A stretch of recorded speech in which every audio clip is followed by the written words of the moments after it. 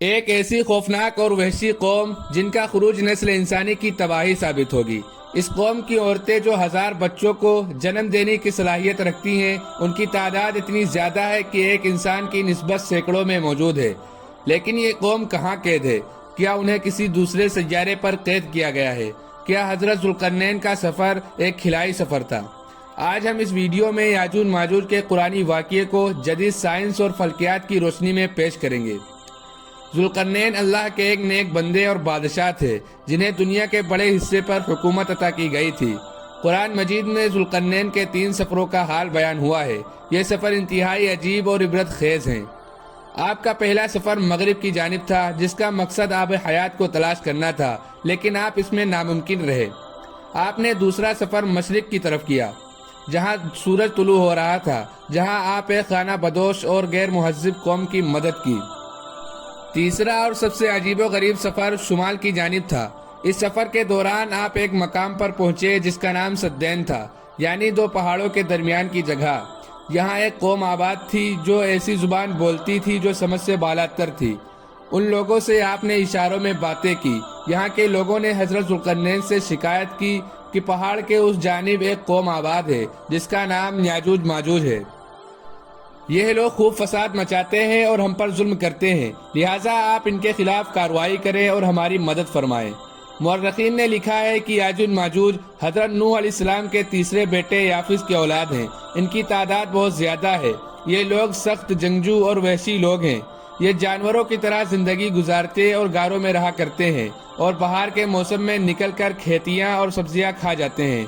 یہ لوگ اس قدر جنگلی ہیں کہ آدمیوں، جنگلی جانوروں، سانپ، بچھو، گرگٹ اور ہر طرح کے حیوانات کو کھا جاتے ہیں۔ لہٰذا حضرت ذوالقرنین سے ان لوگوں نے فریاد کی کہ آپ ہمیں یاجوج ماجوج کے شر سے بچائیں، اس کے بدلے میں ہم آپ کو کچھ مال دے دیں گے۔ اس پر حضرت ذوالقرنین نے فرمایا، مجھے تمہارے مال کی ضرورت نہیں ہے، اللہ نے مجھے سب کچھ دیا ہے، بس تم لوگ میری مدد کرو تاکہ میں ان 2 پہاڑوں کے درمیان ایک دیوار بنا سکوں۔ لہٰذا آپ نے وہاں زمین کھدوائی اور پگھلے ہوئے تانبے جمع کر اس پر لوہے کے تختے بنا دیے۔ ان کے درمیان لکڑی اور کوئلے بھروا کر خوب آگ بھڑکائی۔ اس طرح یہ دیوار پہاڑ کی بلندی تک اونچی کر دی گئی۔ یہ دیوار نہایت ہی مضبوط اور مستحکم تھی۔ اب یاجوج ماجوج جو دیوار کے اس پار قید ہو چکے تھے، ان کا انسانی آبادی کی طرف آنا تقریباً ناممکن تھا۔ لوگوں نے حضرت ذوالقرنین کا شکر ادا کیا تو انہوں نے فرمایا، وقتی طور پر تو یہ دیوار یاجوج ماجوج سے تم لوگوں کو محفوظ رکھے گی، لیکن ہر چیز ایک دن ختم ہو جاتی ہے، لہٰذا یہ دیوار بھی ایک دن توڑ دی جائے گی اور یاجوج ماجوج نکل آئیں گے۔ حدیث کے مطابق یاجوج ماجوج روزانہ اس دیوار کو توڑتے ہیں اور دن بھر جب محنت کرتے کرتے اسے توڑنے کے قریب ہو جاتے ہیں تو ان کا سردار کہتا ہے کہ چلو باقی کل توڑیں گے۔ دوسرے دن جب وہ اسے توڑنے آتے ہیں تو اللہ کے قدرت سے یہ دیوار پھر سے مضبوط ہو جاتی ہے اور اپنی اصلی حالت میں لوٹ آتی ہے۔ لیکن جب اس دیوار کے ٹوٹنے کا وقت آ جائے گا تو ان میں سے ایک کہنے والا کہے گا کہ چلو اس دیوار کو انشاءاللہ کل توڑیں گے۔ ان لوگوں کے انشاءاللہ کہنے کی برکت سے دوسرے دن دیوار ٹوٹ جائے گی۔ یہ وقت قیامت کے قریب کا ہوگا۔ دیوار ٹوٹنے کے بعد یاجوج ماجوج نکل پڑیں گے اور زمین میں ہر طرف فتنہ فساد مچائیں گے۔ چشموں اور تالابوں کا پانی پی جائیں گے، جانوروں اور درختوں کو کھا لیں گے اور زمین کے ہر بلندی اور وادیوں میں دوڑتے پھریں گے۔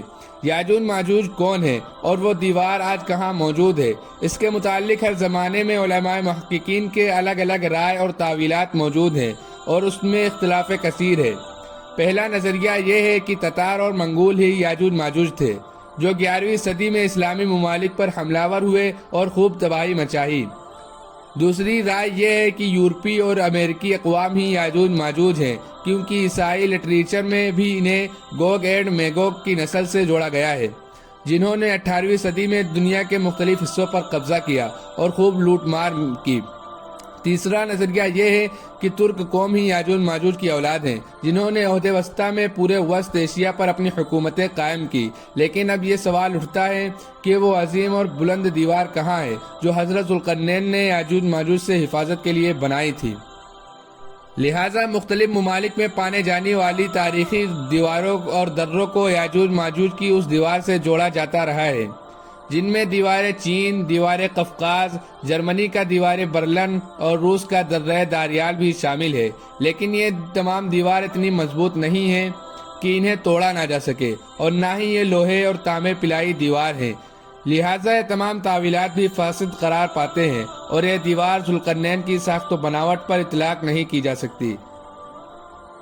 علماء محققین نے یاجوج ماجوج کے متعلق ایک سائنسی نظریہ پیش کیا ہے جو قابل غور ہے۔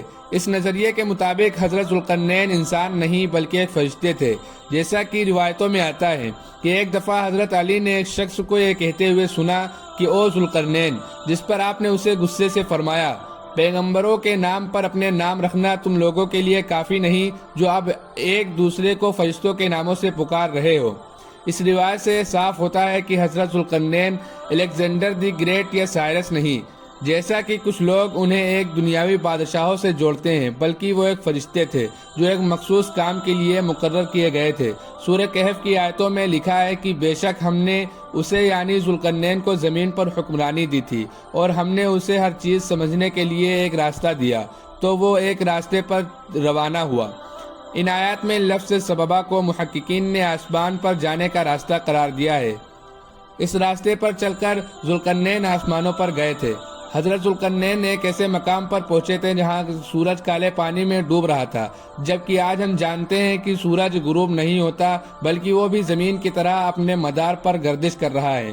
عین ممکن ہے کہ حضرت ذوالقرنین اس راستے پر چلتے ہوئے ایسی جگہ پہنچ گئے ہیں جہاں سورج غروب ہو رہا تھا، جہاں سورج ایک کالے پانی میں ڈوب رہا تھا۔ محققین نے اس کالے پانی کو بلیک ہول قرار دیا ہے کیونکہ 1400 سال قبل لوگ بلیک ہول سے ناواقف تھے، اس لیے اس کے لیے کالے پانی کا لفظ استعمال ہوا۔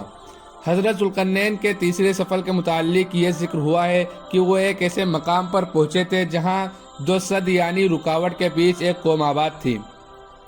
اب ان 2 سد کے معنی قدیم مورخین نے پہاڑ لکھا ہے، لیکن جدید تعمیر میں اسے پہاڑ نہیں بلکہ نبیولہ قرار دیا گیا ہے، کیونکہ فلکیات میں سد کے معنی کسی گلیکسی کے گیس اور گرد و غبار کا خطرہ ہوتا ہے۔ تیسرے سفر میں حضرت ذوالقرنین ایک نبیولہ کے دہانے پر پہنچ گئے۔ عین ممکن ہے کہ وہاں آباد لوگ کوئی انسانی مخلوق نہیں بلکہ خلائی مخلوق یعنی ایلینز ہوں۔ انہوں نے حضرت ذوالقرنین سے یہ درخواست کی کہ وہ ایک بیریئر بنا دیں تاکہ وہ یاجوج ماجوج سے محفوظ رہیں، جس کی دلیل یہ ہے کہ اس آیت میں لفظ ارض ذکر ہوا ہے، جس کے معنی صرف زمین نہیں بلکہ کائنات میں موجود مختلف سیارے بھی ہوتے ہیں۔ قرآن مجید میں مختلف مقامات پر 7 آسمانوں اور زمینوں کا ذکر ہوا ہے، لہٰذا یہاں ارض سے مراد ہماری زمین نہیں بلکہ اس کائنات کی دوسری زمین ہے جہاں انسان نہیں بلکہ خلائی مخلوق آباد ہے۔ اللہ نے حضرت ذوالقرنین پر خاص رحم و کرم فرمایا تھا، اور اس وقت جدید ٹیکنالوجی کے غیر موجودگی کے باوجود انہوں نے ایسا سد یعنی بیریئر بنا دیا جو ایٹماسفیرک گیس پر مشتمل تھا، اور یہ لوہے اور تانبے کے پگھلنے کی وجہ سے وجود میں آیا تھا۔ اس بیریئر نے اس سیارے کے گرد ایک دیوار بنا دی جس پر یاجوج ماجوج آباد تھے، اور اس طرح وہ اس سیارے میں قید ہو گئے۔ یہ کوئی نیا نظریہ نہیں جو صرف آج کی جدید سائنسی علم کے مطابق بنایا گیا ہے، بلکہ اس سے ملتا جلتا نظریہ صحابہ کرام کا بھی تھا۔ مثلا حضرت قعب بن احبار نے یہ دعویٰ کیا تھا کہ حضرت ذوالقرنین نے اپنا گھوڑا ایک ستارہ سے باندھا تھا، جس پر حضرت معاویہ نے انہیں اس سے ایسی بات کرنے سے منع فرمایا تھا کیونکہ ابھی لوگ ایسی باتوں کو سمجھنے کے قابل نہیں ہوئے تھے۔ اس طرح حضرت علی نے فرمایا تھا کہ اللہ نے بادلوں کو حکم دیا کہ وہ ذوالقرنین کو جہاں چاہیں وہاں لے جائیں۔ مختصر یہ کہ ذوالقرنین کا یہ سفر نہ صرف ایک خلائی سفر یعنی اسپیس ٹریول تھا بلکہ یہ وقت میں بھی ایک سفر تھا۔ سائنس کا یہی نظریہ ہے کہ اس طرح کے پورٹلز ہو سکتے ہیں جس کے ذریعے ہم نہ صرف خلا کے دوسرے حصے میں سفر کر سکتے ہیں بلکہ وقت میں بھی سفر ممکن ہے۔ عین ممکن ہے کہ یاجوج ماجوج ایلینز ہوں جو کسی اور پلینٹس یا ڈائمنشن میں قید ہوں، کیونکہ ہماری یہ دنیا جس کی آبادی آج اربوں تک پہنچ چکی ہے، ایسے میں یاجوج ماجوج کی اتنی بڑی تعداد جو جھیلوں میں موجود پانی تک کو ختم کر دے گی، ان کا اس دنیا میں موجود ہونا ممکن نہیں ہے۔ نیز یہ کہ آج دنیا کے ہر علاقے، بر اعظم اور جزیروں کی دریافت ہو چکی ہے، اور اب دنیا کا کوئی گوشہ باقی نہیں جہاں تک انسانوں کی رسائی نہیں۔ پھر یہ کیسے ممکن ہو سکتا ہے کہ اتنی بلند دیوار اور اس میں قید قوم کو دریافت نہیں کی جائے؟